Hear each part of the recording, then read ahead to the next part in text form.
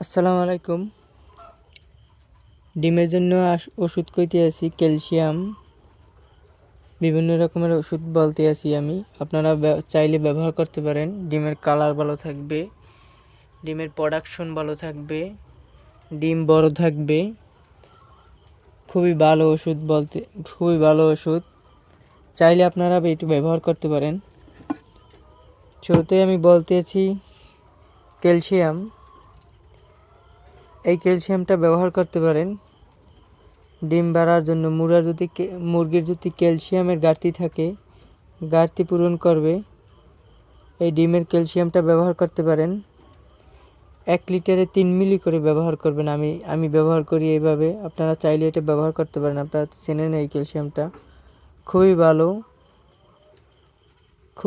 এটা ব্যবহার করতে পারেন। তারপর ডিমের জন্য এসএল খুবই কার্যকারিতা। এই এসএলটা আপনারা জানেন তো সবাই। এই এসএলটা খুবই কার্যকারিতা মুরগির জন্য। এই এসএলটার ডিমে রক্ত আসবে না।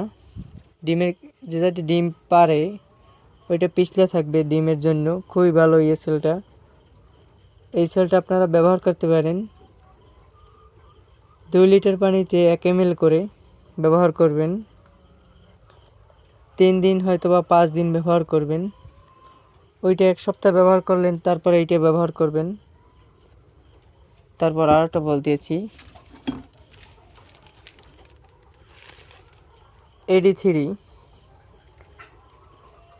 তো আপনারা সবাই খাওয়ান মুরগির জন্য, খুবই ভালো এই ওষুধটা। AD3 এইটা ব্যবহার করতে পারেন। AD3 কাজ কি? ডিম বড় রাখবে,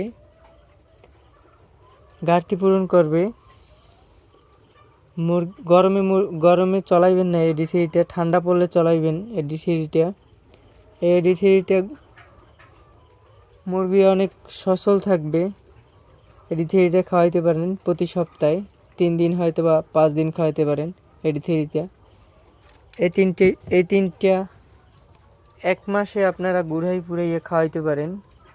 1 মাসের ভিতরে ডিমের কালারও ঠিক থাকবে। এই 3টে ওষুধ খাওয়াইলে ডিম বড় থাকবে, ডিমের সাইজ ভালো থাকবে, ডিমের কালার ভালো থাকবে, ডিমের প্রোডাকশন ভালো থাকবে।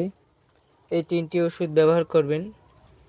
1 সপ্তাহ পর 3টি ওষুধ ব্যবহার করবেন। যেভাবে বলছি আমি ওই নিয়মেই ব্যবহার করবেন। আপনারা চাইলে ব্যবহার করতে পারেন। খুবই ভালো ওষুধ।